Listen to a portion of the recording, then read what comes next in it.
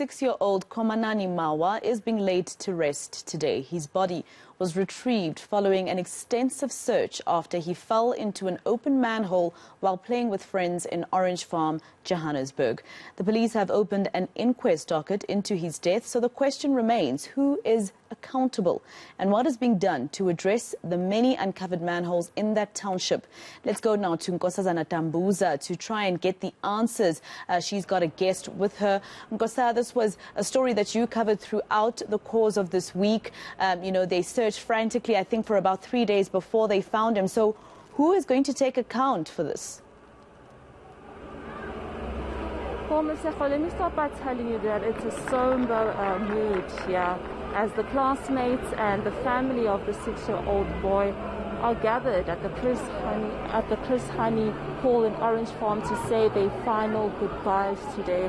It's a difficult moment for the family. They last saw their boy happily playing in the backyard of their home with 2 of his friends on Sunday afternoon around 5 p.m. when suddenly he fell into a manhole and he was gone, never to be seen alive again. And it was 3 days later when his body was discovered in a sewer, which is about 6 kilometers away from his home.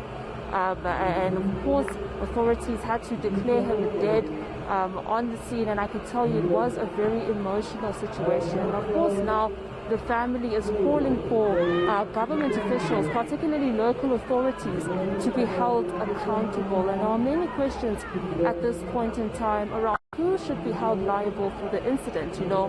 Is it the parents who are to blame for not having enough supervision over their child at that moment, or is it the municipal workers who left the manhole uncovered, or is it government officials, or as well there are many questions around people who are accused of actually stealing the lids off of the manholes, and the authorities say that they actually exchanged the metal part of the lid for money at scrapyards. But of course, investigations are ongoing right now to find out who exactly should be held liable.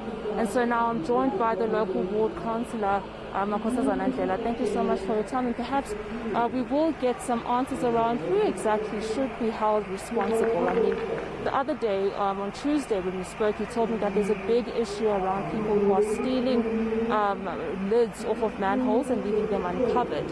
And that's because they find the metal part of the lid to be of value. So is there an alternative that government is possibly going to try and use to make sure that these lids are of no value or cannot be stolen? Ngiyabonga sisi.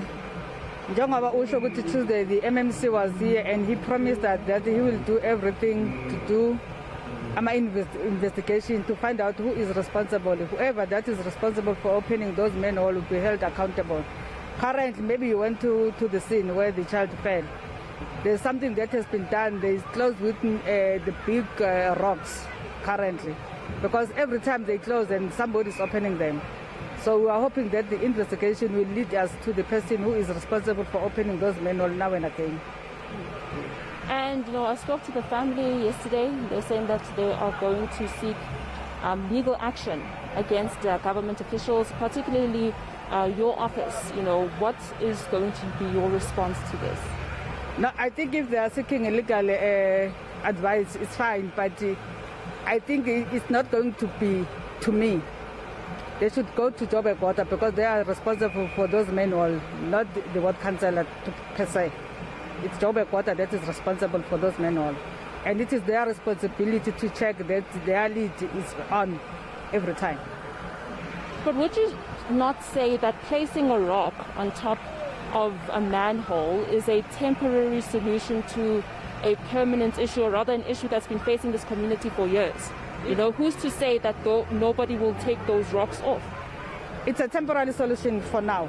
As you said, that they are still investigating, and there were recommendations that they must use another alternative to make sure that those lids are closed. Those big rocks are a temporary solution for now. Yes.